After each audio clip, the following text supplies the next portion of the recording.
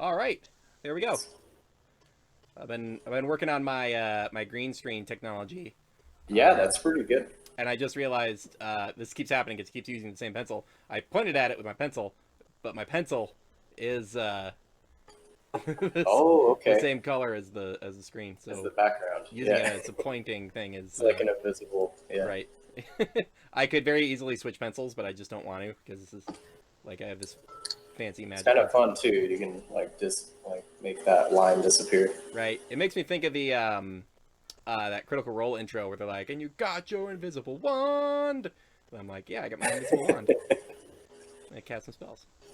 There's Um, like a cloak of hiding or something. yeah, Or just like like a pen of invisibility, and yeah, so one of those like common, pretty useless magic items.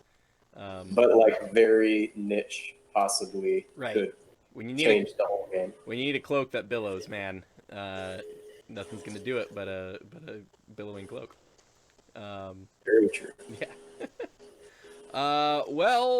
Adam, we're doing these little like character studies. I guess I'm calling them. Yeah. I'm real bad at landing on a name for video titles, but character study sounds fine to me. Character sketch. Character study was what I was calling it. I like it. I can't draw, so sketching might be bad for me. It'd be a bunch of various sized like big stick figures. Um, but you, sir, you're running Bud the Bugbear, Yes. which is a bit of a departure for you. You're usually our RP guy. Um, That's very true. and then you're like, I'm gonna try a fighter. I haven't done a fighter before, and like a big old bugbear fighter, um, with an int of 6 and everything that It's a entails. lot of fun. Yeah. Um, It's so much fun to just run into the fray. right. Be like, he's not smart enough to know not to, and he's just gonna. Yeah. So we'll start with like some backstory stuff. So is there a like a location that you wanted to be from? I know we'd worked out some stuff where you have like family and you've got like an inherited item and stuff, and so was it Asarius that you wanted your people to be from? The that city of beasts and all that. I think so. I was imagining there would be a component of somewhat like his family is a generationally mercenaries. I Mm-hmm. mean, they essentially are in a lot of wars, and sometimes the people who hire them are were at war with the previous people who hired them. Mm-hmm. Is Yeah. kind of how I see it. I almost picture like a Lieutenant Dan situation from Forrest Gump, where Yeah, it's just like, well, my like my grandpa died in the war, and his dad died in the war, and his dad died in the war. Like it's just a yeah, revolving thing, which relates me to a side note I've been wondering about, which is we came up with that the bad dads kind that's of right. subtitle. I keep wondering if anybody wants to work in some like being a bad dad like into their backstory. Um, Definitely.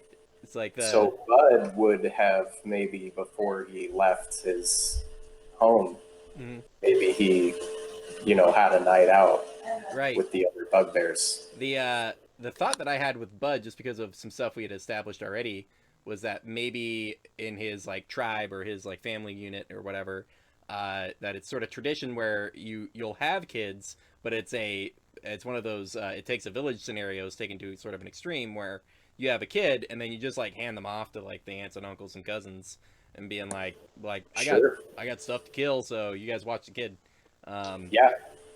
so he's And maybe literally there's just some kids. so he's literally just like abandoned one or more kids to go like make some gold, smash some faces, and that's just like normal like for his people. Um, Yeah, I definitely imagined he would do that and not really think through what that means or the right. consequences. And maybe that's what happened to him. I mean, maybe he Mm, was raised that way, just yeah. kind of like grandma raised him or whatever. Dad was always in a battle. Hmm. Dad maybe showed him how to do like a sword, and then that's Right.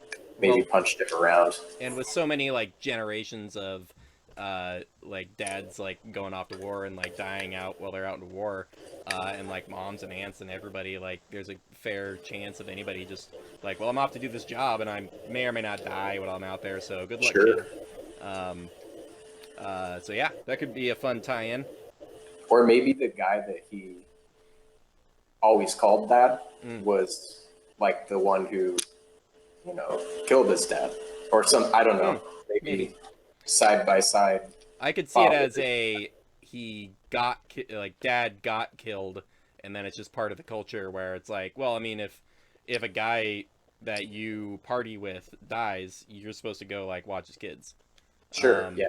That uh, would make a lot of sense yeah, for the bugbear kind of motif. sure. Ooh, do you want him to be human? That could be kind of funny. I just thought of that. I don't know if we want to go with it, but the idea of like he's a bugbear, he's raised by bugbears, and then there's this one human who he calls dad, who just sort of showed up, and been like, hey, I'm here to take care of these kids because I guess I'm supposed to. Um, I like that. that'd be I like that Bud wouldn't even maybe make a big deal out of it, and maybe that's how he got to the point where he's sort of a little more sociable. He can carry a conversation more than grunts and stuff. Even though his intelligence is 6, right. Maybe he has a developed understanding of interactions due to this. And again, your model for the Int 6 is definitely like Grog from that first campaign of Critical Role, where like he's an idiot. I mean, he's learning how to spell his own name by like the end of the campaign.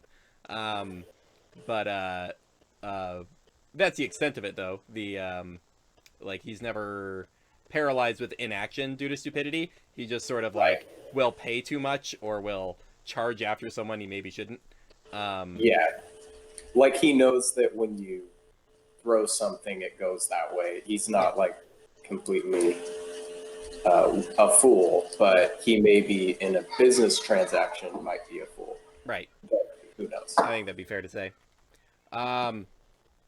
So that could be cool too, because the with the bad dad angle, having this human man just like in with all these bugbears, and if the party ever goes to meet or you like run into your family or something, and there's a human and there's like no explanation, just like, oh yeah, hey dad, and like Hey, you're like, oh yeah, that's my son, isn't it? Oh yeah, is he is he doing okay?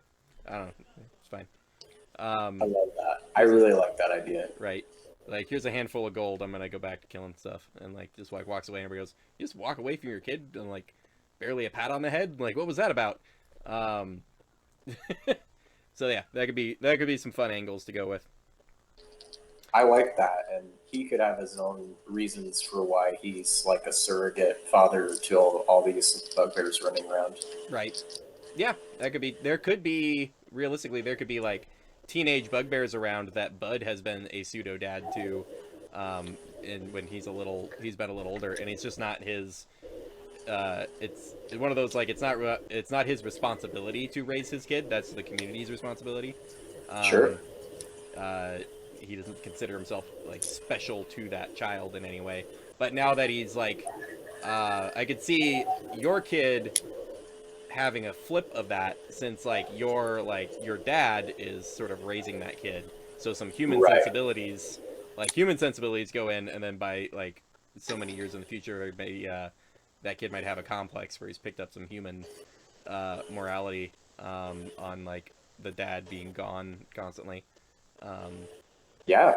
For sure. Yeah. I mean, you don't know what psychologically can happen when you start having a human raise bugbears. Right. So, yeah, when the kid you're raising could like punch you out at like 8, then there's a power dynamic there by the time they get to the rebellious teens. Yeah. So that'd be pretty funny. The kind of like, what if it's kind of like this is horrible, but what if it's kind of like a Joe Exotic kind of character? Like he sees himself as this bugbear tamer that he sort of thinks he's super rad. And yeah, do you know what I mean? Yeah. Not exactly. Well, I haven't actually but I haven't actually sat down to watch that show yet, but I mean, you probably know all that you need to know. Yeah. But what I mean, But what I mean is kind of like this character who sort of thinks he's something bigger than maybe he even is. Thinks of But himself, uh, sort of thinks of himself as like the Bugbear Whisperer, when really it's yeah, like, nah, man, these are people walking around doing their own thing. They just yeah, don't, uh, and they don't have like an int penalty. They're just culturally they just don't care that much about arcane knowledge and stuff, especially yeah, orc tribe in particular. It's more about like, well, the most effective thing I've ever seen is picking up an axe and smash it in somebody's face. absolutely, yeah. Especially if you're predisposed to have this long arm that can just lop things, or I mean, you're going to Yeah, gravitate toward that. and the like the fanciest thing someone's ever seen has been somebody with like a glaive, and it's just be like, yeah, okay, I'll pick that up.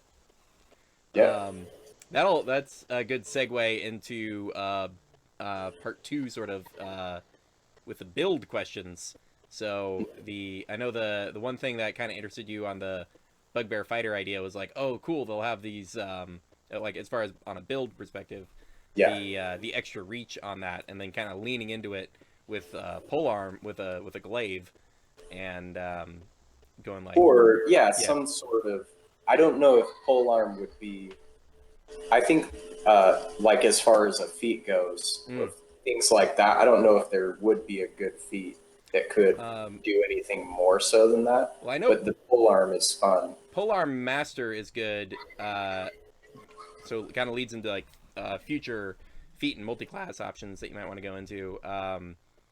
The Polar Master would be very good. The main feature of it is somebody you get. I think you get an attack of opportunity from them entering your threat range instead of leaving your threat range. And so with your threat range being so wide, out at 15 feet, someone could enter your threat range on accident, and And not even realize. not even realizing, like, they're not even coming at you, but they do enter your space as they try to go like around you to get to somebody else, and so then you get Yeah. that extra attack on them. And then the other part of it is being able to hit with the butt of the thing as a bonus action, so getting another attack. Oh right. Yeah. And with the extra reach, you're basically always going to be within range to make your melee attacks. So that's definitely Yeah, something. it's definitely an option. And I know there's another one I looked at. Sentinel. Is that a feat or? Sentinel is pretty good. It's less useful for you in your build, just Okay. because a lot of the features specify within 5 feet of you, so your additional reach doesn't give you additional area of effect on that. It would augment it. Right, and I think and it's actually technically less useful for you because the attack for opportunity that you would get to drop their speed to 0 is when they exit your range, and they're already like they've already been able to move quite a bit. Right. And my range is already way Your out. range is so huge, it's like you would like miss opportunities to get that extra attack Yeah. from them just staying within your huge reach. So Sentinel's a little less useful. Also, I think Monkey's planning to go with Sentinel because part of that does combo with his Echo ability. Oh yeah, his echo ability will be good. Yeah, and not all the abilities with Sentinel go through the Echo, only the speed reduction when you hit an attack for opportunity. But that's still very good. You just plant your Echo on somebody 30 feet away. They try to leave. It provokes the attack of opportunity, and then you hit them, and their speed goes to 0. And That's great. they're Yeah. stuck over there. That might not always be the ruling, because there seems to be some waffling about that online with the rules people. Because Right. it can be very strong. And I did a video where I tested it and ran like a little scenario with like an Echo Knight fighter with Sentinel, a Battle Master fighter with mobility, and then a rogue with mobility. And I think the answer was like the only broken one of these was like the rogue with mobility, because the rogue with mobility is just like, well, hit you, run And away, then dash, run away, and then just like disengage. zoop, Yeah. zoop, zoop, zoop, just like just running by hacking at ankles the whole time with no Right. chance of getting hit. But it is very good though, so it's something to watch out for. But it's setting specific. I don't know if anybody's gonna keep freaking out about it, but That's true. yeah. But yeah, I think polearm masters. It's a Mm. possible feat. For now, I'll probably just keep focusing on boosting strength. Right. Yeah, you can go either way with that. Polar Master, I mean, it is very good, and it gives you a lot of extra additional attacks because getting that reaction attack when things are charging you is really good. And you could even get that as a reaction of them approaching you, and then they don't make it to you. You still got that attack on your reaction. That can be a Yeah, very strong thing. Um, but also, there's an argument to just like, man, just cap your strength as soon as you can, and then you're smashing, and then you can pick up fancy features later. Um, yeah. That was another thing I was thinking is the fact that just even having that 15-foot range, mm, just using that particular weapon already kind of is its own flavor. And right. so maybe not necessarily needing to pick up the feat right now, Mm, that's already kind of enough at this level. right. Yeah, that seems solid. There's yeah, so we kind of went over roleplay stuff, and as far as the build and the construction of all that, mechanical stuff on there. Uh, the so you would just keep in mind you got that D12 axe, and you just want to be smashing stuff with it, and you're almost always going to be within reach to do that. So just run up and smack stuff. Um, yeah, it's. I think I've played a champion before, and oh, it can be real satisfying, especially when you get all the extra attacks, and you're like, yeah, I'm gonna be throwing 4 attacks out this round, and one or two of them are gonna crit, and it's gonna be awesome. It was a lot of fun. And I think I had Bud buy a bunch of javelins before we left. Right, And I was just kind of going to see how that went. right, Maybe a heavier duty ranged option. right. It was one of those cool moments where I could see Bud doing it, and then like realizing that by the time he has them set up and like is ready to start chucking them, things are within his reach anyways. So it's just like he's like chucking these things point blank, and then going, "Oh, I can just hit him with my axe now." Uh, so I don't know if he'll keep trying that because like at this point he's like, "Well, they by the time I get these things out, I'm just gonna be hitting them with the axe anyways." Um, Right. And that was, I also would think part of it is like the background, I was thinking. mm, So maybe at certain times he's taken that, I'll just be the range guy, you guys take the up front, I'll just throw some stuff over this. mm, And it ended up being like, oh, I guess I am the brute force here. right. Yeah, I could see actually that's kind of funny too because like even the main caster of the group has like this magic sword, so you could probably reasonably expect him to be like, oh, he has this sword hilt thingy that can be a sword sometimes. He's probably in the front lines too. Um, but then that turns out that's not exactly what should be happening. But Right. That was pretty funny too. right. So that's build stuff. You might consider this is sort of an eventually thing far in the future, but I know champion can be really strong mixed with barbarian of some kind. And like I know with those like ancestral gauntlet things that he's got, having a tie-in to his ancestors, so there's like an ancestral spirit or something barbarian. Um, so I could see that Oh easily yeah. tying in story wise, and then but having that option to go reckless attacks and just have advantage on like 4 or 5 attacks in a turn, and with a 19 to 20 crit range on all of them. Uh, Yeah, it's yeah, crazy. it can be pretty nuts. Um, yeah, that's so so sort of yeah. So keep that in mind on the. Plus, if he ever gets in a situation where something makes him really mad, then that's a good story opportunity to be like, I got really mad, and then I found a way to harness that anger. Sure, yeah. Yeah, It definitely is ready to do something like that yeah, if we go that way. pretty much set up, ready to go anytime you wanted to split Yeah, over. Yeah, I like uh, that. that also ties us into your trinket type thing that we did this time around, Yeah. where you guys blind picked the magic card art, um, and you got that sweet card that I forgot to look up the name of, but it's the Punch and the Bear card.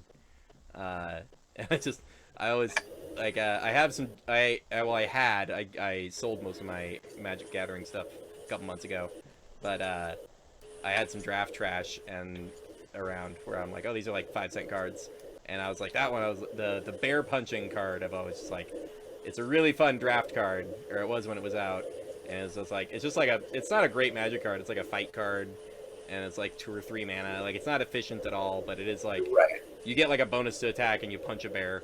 Um, I love it. I think it literally gives you +2, and then the creatures fight because 2 is usually the power and toughness of a bear in Magic the Gathering. So Gotcha. it was literally like the bear punch card. Okay. But yeah, just these gauntlets just studded in teeth of various races, some various monstrous races, various like actual monsters' teeth are kind of embedded in there. And you've been told Yeah, to go it's knock a some teeth great out. mystery. Where did Yeah. these teeth come from? Hmm. What battles were fought? What monsters were fought? Right. Side note: what is your character's strength at the moment?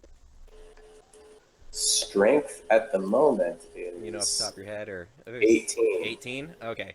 Uh, yeah. So those gauntlets. As a side note, there was something I was a little worried about because I thought I missed a trigger kind of thing. But Mhm. when you guys went and fought the ogre, when you guys dropped him, since you all have those gauntlets on and they are attuned to you, your strength is currently 19. Ah, interesting. That is an effect radiating from the gauntlets. So you wouldn't adjust Okay. your permanent score, but those gauntlets are currently sitting your strength at a 19. Sweet. Yeah. I like that. So there is a thing going on. They are enchanted and they are doing something. You don't Did know. that kind of happen after the fight then? It would have happened when you specifically it happens like when you drop something that has higher strength than you. Um, Ah, gotcha. so that's something for you to try to accomplish in game is keep trying to knock out things that are stronger than you, and keep feeling that effect.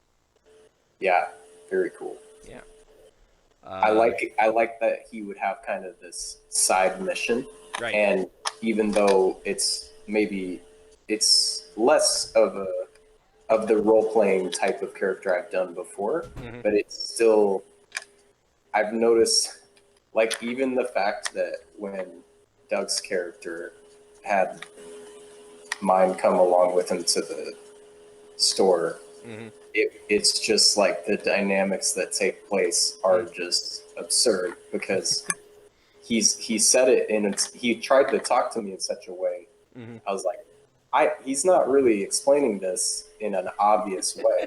So I'm gonna kind of take him literally, a Hmm. little literally, I thought, and it was kind of funny. But I enjoy role playing that way, kind of like putting myself in a different mindset. And Right. it's like I would never maybe misunderstand someone that way, but Hmm. maybe this guy would misunderstand it, and it leads to some interesting scenarios. Right. Uh, and there's a fun. I almost saw it like Baby Groot in the second Guardians of the Galaxy movie, where they're stuck in the prison cell and they're trying to explain to Baby Groot to like go get this thing, and he's just like the Baby Groot's like got it, walks away, comes back with some random thing, and he's just like no, like no, like, and then not to that extent where it's like I forget I think it was like, oh, we need you to get this fin, and he's just like got it, brings back like a desk, and it's like no man. And, Exactly. right. Or like with the big bulky character in Guardians of the Galaxy, where he sort of doesn't understand sarcasm. Right. Yeah. Sort of the Drax. Drax, yeah, Yeah, Drax thing where he just straight up doesn't understand certain things like culturally or anything, and just uh, misses him, and he takes it kind of how you might take it if you didn't know that colloquialism. right.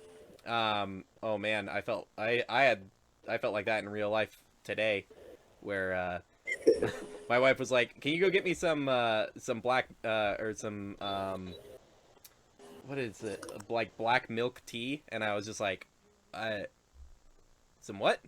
And she's like, some black tea milk," and I was like,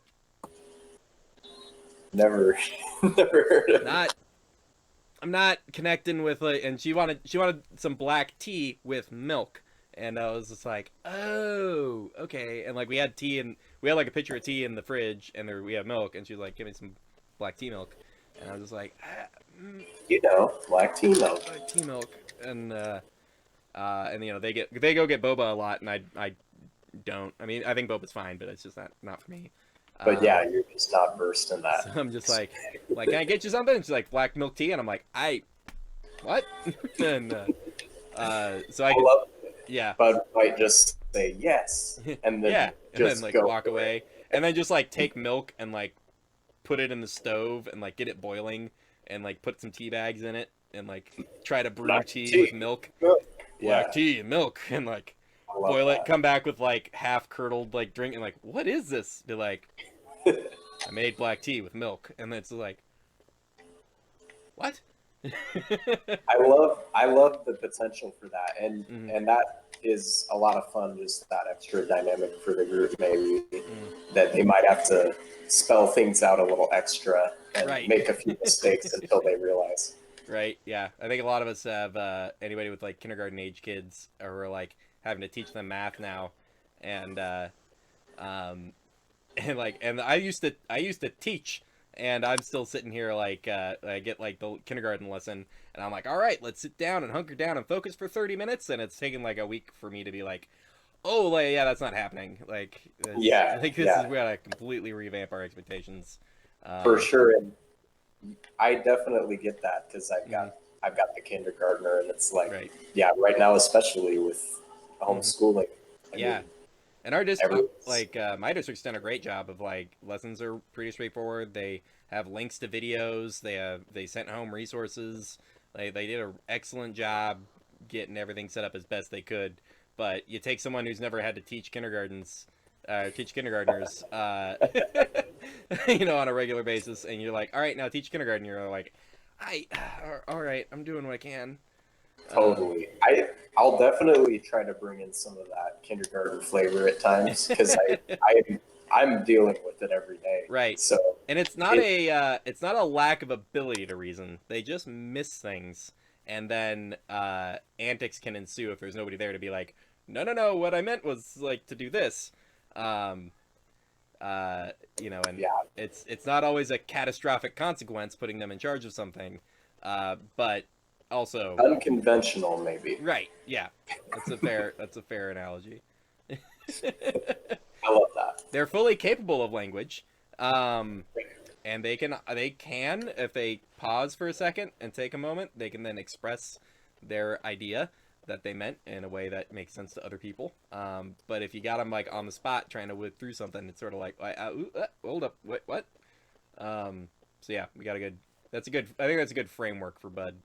I love it. Yeah, that's I'm pretty all great. about that. Oh man, we managed to run through this in so far record time. I Oh, think cool. mostly just because weird deviations have happened on the other guys so far, Oh, okay. where we just like random tangent for 20 minutes. Where the two actual dads of the group are like, nah, I got stuff to do. Kind of like, we're gonna run through this list because I got like 5 fires I got to put out. Yeah, it is. You get onto a schedule when Mm, you're a dad, when you're a good dad. right. Bad dads maybe Yeah, maybe not. Yeah. I've been feeling that a little bit. Like insomnia has been hitting real hard, and I've been like, I gotta go to bed. I gotta start going to bed at reasonable hours. Right. I Yeah. mean, if you don't, you have to kind of be on your game if Hmm. you're managing children. Right. Yeah. Yeah. I It's get a true. lot of that. Well, man, I think we got all our stuff figured out. There Future. was something Yeah. the character doesn't know about, Uh maybe, oh, or for would you? the trinket. Yeah. So the thing you didn't know already, is that those gauntlets will boost your strength in certain situations, Okay, so that and is. you just got to keep punching out things that are stronger than you, and uh, and see how it goes. I like it. Yep. Yeah, that's Uh, fun. yeah, covered all our angles there. We got story tie-ins and all that. Just checking my list, but yeah, I think we're good. I So, like where we left our last game too, yeah. where it's it's just kind of like, okay, are you? So like, are you gonna pay us now, or Right. like? I was talking to Adrian during his, and but with his character's background and perspective, there's this indecision happening, and he started that fight like on one side of it, being like, no, he paid us, so we're on his side, and that's it. That's the end of the story. Why is no one attacking this lady? And then by the end of it, though, there was so much waffling of everybody else. He hates indecision so much that then he flips around and kills the guy. That was the best. I loved It's that. like no one's making a decision, and the quickest way to end this lack of decision making is for me to just axe this guy, and we're done.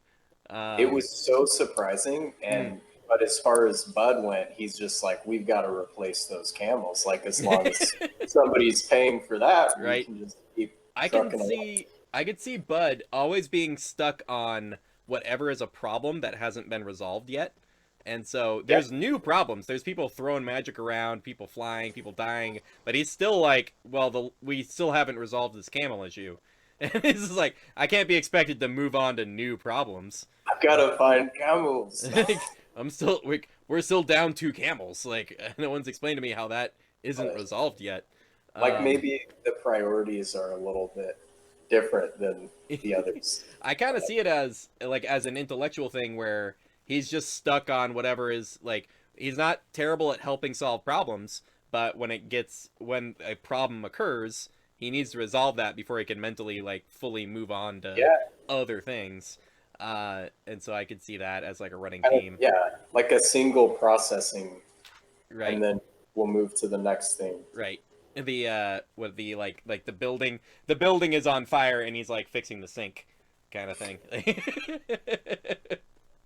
I Maybe like it. not quite to that extent, but that'd be like a hyperbole version of the thing we're going for. I'm into it. Yeah, I think that's pretty rad. Um, yeah, you guys left off with a dead wizard. I did screw up travel time because you guys are supposed to be a little past 100 miles from your location, which I think was supposed to be 4 days travel, and you guys only did 2 days. But basically it was just like yada yada. Like you guys had 2 other nights where you camped and like nothing happened. So that's not a huge deal. Grueling pace with maybe 2 of the camels. Well, it's funny. The wagon you guys have is just a 2 camel. It's a 2 horse wagon. You guys just strapped 2 extra camels on it for no particular reason. Well, and Although, a good thing we did. yeah, you had 2 camels to fall into a trap to save the other 2. So, Oh, that was a great situation where nobody was doing anything, and at a certain like Bud just kind of was holding on, but right, then we were not rolling our strength checks well, right. and so I knew because you were like when we rolled poorly Mhm. and the thing started slipping in, I'm like, this is a catastrophic failure right now. And nobody was doing anything. They were like, is the wagon okay? Right. Like, I was like, I so don't know. How do you feel when like something is sliding towards a cliff? yeah, Like, I felt like Bud was the only one who got it, and he just cuts the yeah. camels And loose. with And Bud's like strength and powerful build feature and all that, like all it would have taken was like a good heal plant and an okay roll for Bud to I just know like it yank. was so bad of a roll. Yeah, after looking it up, because Dylan's character is an orc, which also has powerful build, so you both have this like double strength capacity for like carry capacity as one of your features. So it's entirely possible if everybody like got together and like just pulled on the thing that it could have worked if people could roll above a 10. That was what got us, and that was something I was thinking about was, hey, if we all just jump in right now, but there wasn't really time to coordinate it, but it Yeah, was fun to at least try. yeah, Like, since we're all these monstrous dudes, we might as well right. try to jump in there. And that speaks again to that personality trait where Bud's perfectly capable of like, there's a problem, act and like act on that problem, and then just after the fact being like, well, we haven't solved this problem yet, like. Yeah. And I could see him like if you guys got jumped with a bunch of enemies, and he just like takes his axe out and is like killing things, but all his commentary every round is like where are we gonna get should we turn these things into camels? Is that a thing we can do? Can we tame these? Can we tame these? As these like zombies are clawing up at you, and you're just like hack, hack. I love it. Yeah, that's great. I think looking up the strength and all that is fun with a character like this because I've not played a character with this much strength, but like right. the pushing, dragging, lifting weights Yeah, is like 1,000 pounds or something, right. just insane. And some of that is a little silly because I think like an average strength person is supposed to be able to strap on like 150 pounds of gear and have no penalties. And I don't know about you or me, but I'm not going full speed with a 40-pound person on my back, let alone like 150 pounds of stuff like in a backpack. So like I'm like this It's is, true. and then it's like, oh, that 160th pound put me over the top, and now my speed is reduced slightly, and it's like, no, man, I'm like done for the day. Uh, It's true, and the game has kind of ideas like points of exhaustion. right, It's maybe like one thing a DM could do, yeah, but you're right. I mean, it's sort of like you're kind of assuming all of these people are trained athletes at a certain point. right, If they're carrying this much of a load, and it's just almost like negligible, right. but then suddenly 5 more pounds and they can't move. Oh man, I just realized I've been improving my setup as I go, working on it anyways. But the one thing I still need to do is I need to get some like googly eyes or something for my camera because my eyes are constantly up at the screen or like down at the settings or down at my notebook, and I'm just like, oh yeah, look to camera. So I don't know. Googly eyes. That'll be my like final thing to get the setup all ready to go. Oh, you're still muted. I was going to say it's sometimes a little eerie when somebody is really good at the eyes, right. the Making camera the thing. camera eye contact. Yeah. Yeah, and you're like, because I've seen this a few times, and I'm like, where did that person get trained to do that? That I didn't expect them to have any sort of professional video Right. training. I think I saw behind the scenes on one show, and they had their camera has the text scroll that goes across, so it's got their teleprompter built in to where they look. Yeah, And so they have that. So when there's, I think it's like SciShow on YouTube. They want to I think Hank Green, I think is his name, or John Green, I forget. But he had a behind the scenes shot, and it was like, oh, you can look right at the camera and read your lines because you got that thing. that's nice. Yeah. Yeah, I gotta find two little googly eyes, and I'm good to go. Oh man, Cool. well man, cool times. We got all your stuff kind of figured out. I neglected to write down anything because it was all pretty much in line with what we talked about before. So we're pretty much good to go on that front. Yeah, and I can maybe just take a note or two of what we Sure. said, but I'm pretty sure. Yeah, this was. Yeah, Yep. I enjoyed talking about it. Thanks for running the game and the character exploration. For It's sure. fun. For sure. And I like these. I feel like these kind of things happen in like micro doses in people's like session zeros, but I don't know that I've had people do a video thing where it is like a a chat with the players about goals for their build, story tie-ins, things from the background they might want to work in, stuff like that. Yeah. So like so now the only thing would be like whether you want to or if you want me to write up the that dad character that you probably just call Dad. You might not even know his name. And he's this old like adventuring veteran that your dad died helping him, and so he's responsible for the kids over in this tribe and all that. So Yeah, I'm open to either way. I feel like I like when you bring in your ideas and it's fun to play off. So however you feel sure. that should go best. Yeah. I'll just I'll throw a name and some build stuff together, and when he eventually comes up, you just call him Dad, and so that's all. Yeah, that would be the connection. Yeah. And yeah. Oh, that's here's a funny thought. If the guy you called Dad is that dude in the painting. Hmm. And you just haven't thought to bring it up as a weird thing. Where you're just like, oh yeah, hey, there's Dad punching a bear, and then you just didn't say anything to anybody about it, and you don't Right. think about it that much. Um, and it just Yeah, sort I of. like that idea that in the painting he saw this. Hmm. It's just like, oh yeah, of course. Yeah, yeah, That's everybody knows Dad. yeah, yeah. Everybody he knows Dad. So Like and you know Dad, yeah, right? you know It's like Dad, and everybody would know him because he's the one human in the tribe. And it's like my kids say, you know how my dad is this, and it's like they don't know me. Like just I because you know me that could be doesn't mean everyone you meet knows me. that could be really funny if that ever comes up in game too. If you guys are sitting down at a campfire and people start discussing the paintings that they saw in that waiting room, and then it comes to you and you're like, "Yeah, it was just my dad punching a bear. I don't know why you guys are making a big deal of it." And be like, "Wait, that was like literally your dad?" And be like, "Yeah, that's Dad. He's punching a bear." And you're like, "Wait, what?" uh, So good. that'd be great. All right, yeah, we got a sweet RP goal now. I love that.